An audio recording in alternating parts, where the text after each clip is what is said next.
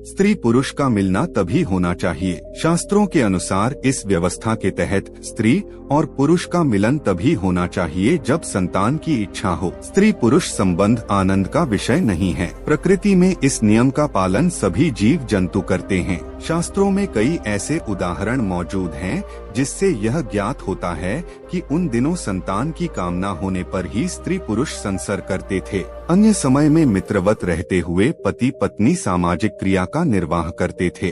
आज से करीब 4000 साल पहले लिखा गई थी मनुस्मृति। इस ग्रंथ में स्त्री पुरुषों के संबंध को लेकर कुछ नियमों का जिक्र किया गया है। इन नियमों में ऋतुकाल में स्त्री पुरुषों के संबंध की मनाही की गई है।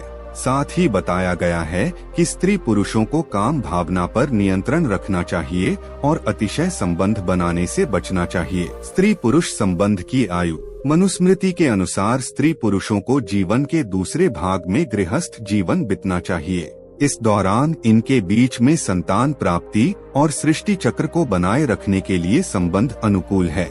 जीवन का दूसरा भाग 25 से 50 वर्ष के बीच माना जाता है। इस उम्र में आनंद प्राप्ति के लिए अधिक संबंध बनाने से उम्र के तीसरे पड़ाव में आकर अंग स्थिर पड़ने लगते हैं। शरीर में कई प्रकार के रोग उत्पन्न होने लगते हैं। मनुस्मृति करीब 4000 साल पहले लिखी गई थी।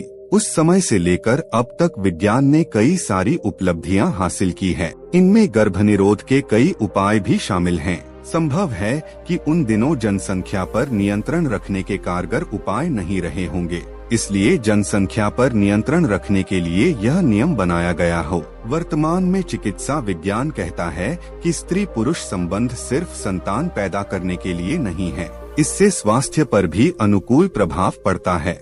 ऐसे में मनुस्मृति और आधुनिक विज्ञान का मत दो दिशाओं में ले जाता है। आप ही तय करिए कि आप किस ओर जाना चाहेंगे।